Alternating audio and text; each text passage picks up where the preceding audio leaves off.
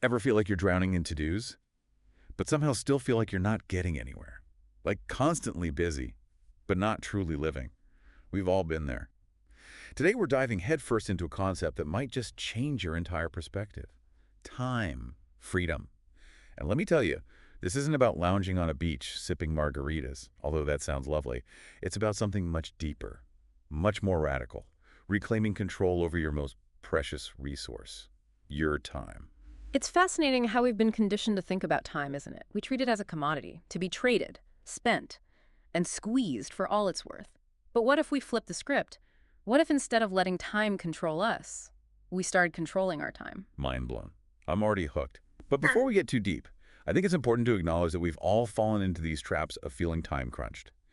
In fact, we've identified four distinct personas that might sound eerily familiar. And trust me, I've definitely embodied all of them at different points in my life. These personas aren't meant to be labels, but rather mirrors, reflecting common patterns in how we relate to time. Recognizing yourself in one or more of these is the first step towards breaking free. Okay, so before we unmask these mysterious personas, let's break down what time freedom actually means. It's more than just having vacation days, right? It's about Right. living with intention. Exactly. Time freedom is about aligning your actions with your values. Imagine waking up each morning and genuinely feeling like you have the power to choose how you spend your day. Your focus and energy are directed towards what truly matters to you, whether that's nurturing relationships, pursuing passions, or simply having space to breathe and be present. This is starting to sound less like a time management seminar Wow. and more like a manifesto for a life revolution. Well, it kind of is. It's about challenging the default settings we've been programmed with and rewriting the rules of how we engage with time. Okay, I'm ready to rewrite some rules. Let's meet these personas. First up, the overworked employee. This one hits close to home for many of us. Clocking in, clocking out, collapsing on the couch, surviving on caffeine and willpower. Weekends, more like a blur of catching up on life instead of actually living it. It's the classic trap of trading time for money, but at what cost? We end up exhausted, depleted, and feeling like we're just going through the motions. Ugh, I remember when I was stuck in that cycle, it was like I was on autopilot, just doing what I thought I should be doing, not what I actually wanted to be doing. And that's precisely the danger of this persona. It normalizes burnout and makes us believe that this constant state of exhaustion is just life. But it's not. It's a system we've been conditioned to accept. Next up, we have the over-obligated person. This is the one whose calendar is a rainbow of appointments, Yeah. commitments, Mm. and obligations they feel they have to fulfill. They're always saying yes, but rarely to themselves. When was the last time they had an hour to just... This persona is a master of people-pleasing, often at the expense of their own well-being. They're so busy meeting the needs of others that their own needs get buried under a mountain of to-dos. I used to be this person. I was the queen of saying yes to every request, every invitation, every favor. It took me a while, and a couple of epic meltdowns, to realize that saying no was actually a form of self-care. It's so important to set boundaries, to recognize that your time and energy are precious resources that need to be protected. Absolutely. Okay. Let's move on to the workaholic entrepreneur. This is the one who traded the 9-to-5 grind for the 24/7 hustle, believing that being their own boss meant ultimate freedom. But did they really escape the rat race? Or just create a fancier cage for themselves? This is where the myth of the hustle culture crumbles. We buy into this idea that more work equals more success, but it often leads to burnout, strained relationships, and neglecting our own well-being. It's like we're on this treadmill that's going faster and faster, Yeah. but we're too scared to jump off because we think we'll fall behind. And that fear keeps us trapped in this cycle of overworking and underliving. Okay, last but definitely not least, we have the chronic procrastinator. This is the one who dreams big, but struggles to take action. Their days are filled with someday promises. Someday I'll write that book. Someday I'll travel the world. Someday I'll learn to play the ukulele. Procrastination often stems from deeper issues: fear of failure, perfectionism, feeling overwhelmed by the sheer magnitude of their dreams. And the more they put things off, the more guilt and anxiety build up, creating a vicious cycle of inaction. Oh, I know this one all too well. I'm a recovering procrastinator myself. Yeah. I used to tell myself I work best under pressure. But the truth is, I was just terrified of actually going after what I really wanted. Procrastination is a master of disguise, making us believe that we're protecting ourselves, but in reality, it's often keeping us from living our fullest lives. So, there you have it. The four horsemen of the time apocalypse. The overworked employee, the overobligated person, Mm. the workaholic entrepreneur, and the chronic procrastinator. Which one? Or two? Or three? Resonated with you? Be honest. We won't judge. Remember, these personas are simply starting points for self-reflection. The goal isn't to label ourselves, but rather to become aware of the patterns that are keeping us from experiencing true time freedom. And once we've identified those patterns, Yeah. we can start to dismantle them and create a life that's more aligned with our values, Yeah. our passions, I and our know, deepest Lily, desires. Because the truth is, we all have the power to reclaim our time and start living a life that's rich with meaning, purpose, and joy. So buckle up, folks, because in the next part of this deep dive, we're going to explore the root cause of why we feel so time-crunched. That's fine. Most importantly, we'll uncover some radical, no-holds-barred strategies to break free and reclaim control over our lives. We've spent a good amount of time exploring these personas: the overworked, the overobligated, the workaholic, and the procrastinator. But what's truly fascinating is that they all point to a deeper, more systemic issue. It's not simply about having poor time management skills. It's about a fundamental lack of control. You're telling me it's not my inability to resist this siren call of TikTok that's the problem. There's something bigger at play here. Think about it. We've been conditioned to accept a reality where we trade our most precious resource, our time, for things that might not even align with our true values or aspirations. We work jobs we don't love, attend events we don't enjoy, and fill our days with obligations that drain our energy and leave us feeling empty. It's like we're on this autopilot mode, blindly following the script that society has handed us without ever stopping to question if this is the story we actually want to be living. Precisely. We've become so accustomed to this constant state of busyness that we've forgotten what it feels like to be truly present, to savor the moments, to simply be. Okay, I'm starting to see the bigger picture here. But how do we break free from this system that seems so ingrained in our culture? How do we reclaim our time and start living a life that's truly our own? It starts with awareness. We need to wake up from this collective trance of busyness and start questioning the assumptions that have been programmed into us. We need to challenge the notion that constant productivity is the key to happiness and success. So, it's not just about finding a better scheduling app or learning how to multitask more effectively. It's about something much deeper, a fundamental shift in how we view time and our relationship to it. Absolutely. It's about recognizing that our time is a finite resource, a precious gift that shouldn't be wasted on things that don't bring us joy or move us closer to our goals. It's about making conscious choices and saying no to the things that don't align with our values, even if it means disappointing others or challenging social norms. I love this idea of saying no as a form of rebellion against this system that tries to dictate how we spend our time. It's like we're taking back our power and saying, hey, my time is valuable, and I'm going to spend it on things that matter to me. That's the spirit. It's about reclaiming our agency and becoming the architects of our own lives.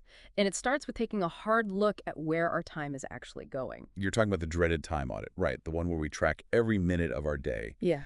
and realize just how much time we waste on mindless scrolling, unproductive meetings, and things that could have been easily delegated or eliminated. It might not be the most glamorous activity, Right. but it's an essential step towards reclaiming control. Once you see where your time is actually going, you can start making conscious choices about how to reallocate it. Okay, so we've done our time audit. We've had our aha moment where we realize we're spending 3 hours a day scrolling through cat videos on the internet. Now what?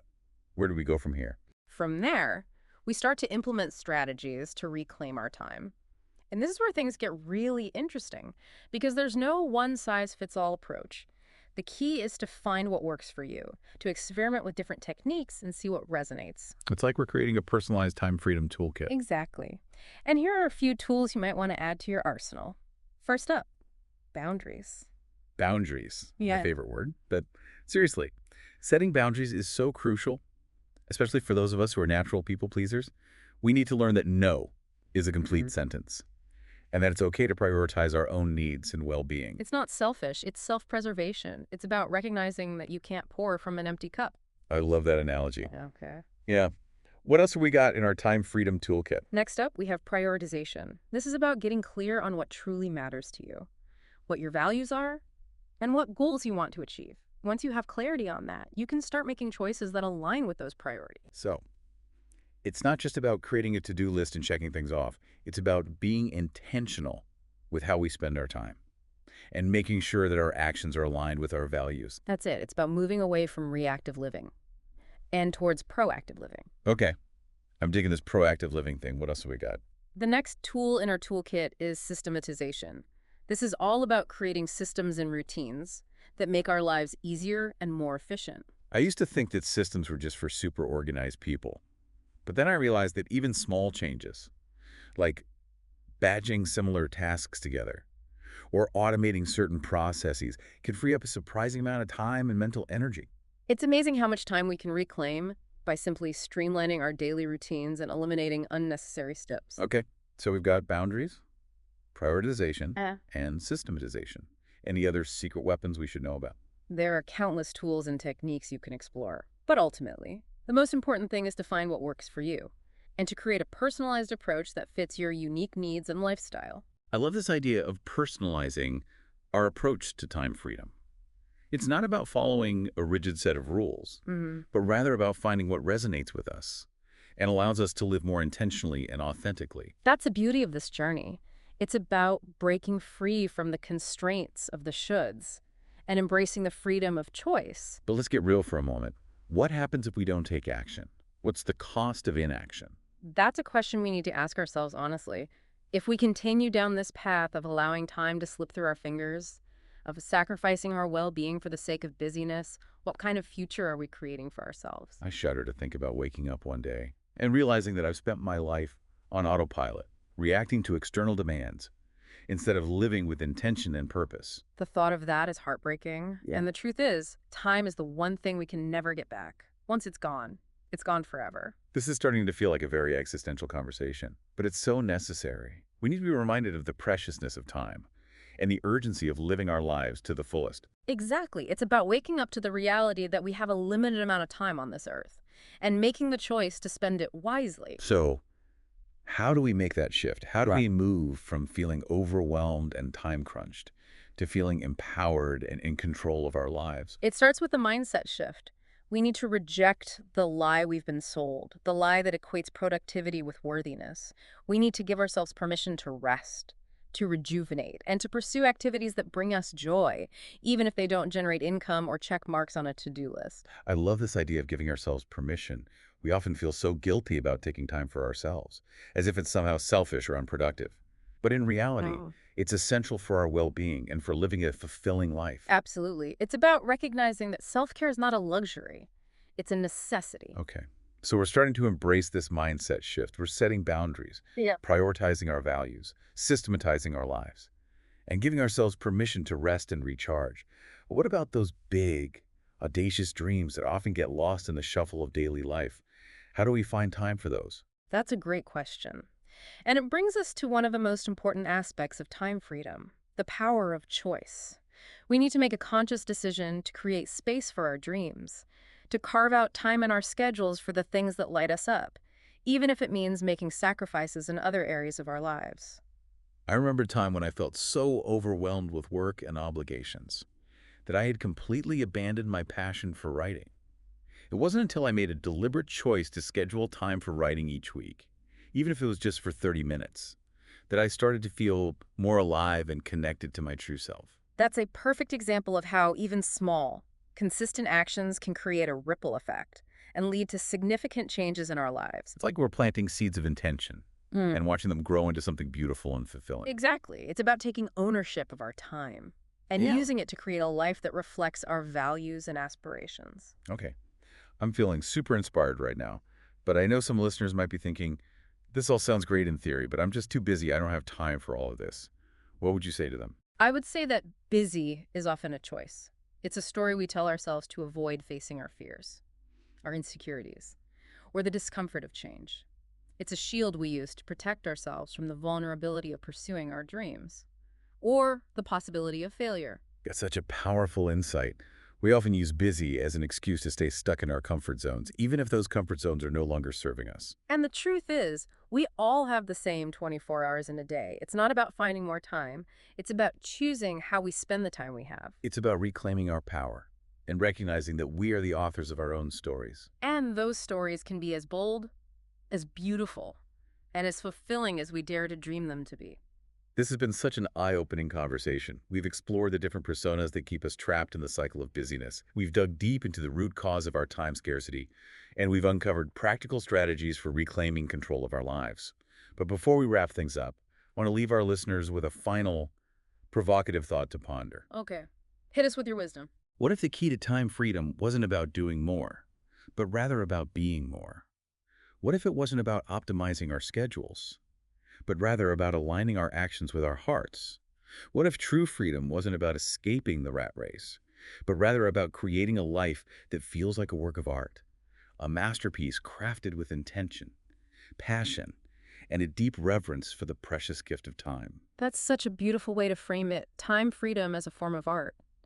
It's about crafting a life that reflects our deepest values, our wildest dreams, and our most authentic selves. It's about moving beyond the mundane, the shoulds, the expectations of others, and stepping into a realm of infinite possibilities. It's about recognizing that we are not simply passengers on this journey called life. We are the drivers. We have the power to choose our destination, to chart our course, and to create a journey that is both meaningful and exhilarating. But let's be real, making that shift, stepping into that driver's seat, it can feel daunting, even terrifying. Where do we even begin? It begins with a single step, a small, intentional act that aligns with your values and moves you closer to the life you want to create. It could be as simple as saying no to an obligation that drains your energy, carving out 15 minutes for a morning meditation, or finally starting that passion project you've been putting off for months. It's about breaking down those big, audacious goals into bite-sized actions that we can take today, right now. Exactly. And as we start to experience the positive effects of these small wins, as we feel our energy levels rise and our creativity soar, we'll be more motivated to keep going, to keep pushing ourselves further along this path of time freedom. It's like we're building momentum, creating a positive feedback loop that propels us towards a life that is more aligned, more intentional, and more fulfilling. And as we continue along this journey, we'll start to notice subtle shifts in our perception. The world will seem less rushed, less chaotic, and more full of possibility. We'll become more present, more grateful, and more connected to the beauty and wonder that surrounds us. It's like we're waking up from a dream of busyness and obligation, and stepping into a reality that is both vibrant and liberating. And the most amazing thing is that this reality has always been available to us. We just needed to choose it. We needed to reclaim our power, to redefine our relationship with time, and step boldly into the life we were meant to live. So what's one action our listeners can take today to start reclaiming their time and creating a life that feels more like a masterpiece than a to-do list? I would encourage them to spend a few moments reflecting on their ideal day. What does it look like? What are they doing? Who are they with? Where are they? Once they have a clear vision in their minds, they can start identifying small, tangible steps they can take to bring that vision to life. It's about taking that dream and turning it into a plan, a roadmap for a life that is both intentional and inspiring. And remember, this is a journey, not a destination. There will be challenges, setbacks, and moments of doubt. But as long as we stay committed to our vision, as long as we keep taking those small, intentional steps, we will eventually arrive at a place where time is no longer our master, but rather a tool we use to create a life that is both meaningful and magnificent. That's a powerful reminder. Time is not the enemy, it's a resource, an ally, a canvas upon which we can paint our dreams. So, let's pick up our brushes and start creating. The world is waiting to see what masterpieces we will bring to life. That's it for today's deep dive into time freedom. We hope this conversation has sparked some inspiration, ignited some passion, and empowered you to reclaim control over your most precious resource, your time. Remember, the power to choose is yours. Choose wisely, choose boldly, and choose to live a life that is truly unfiltered.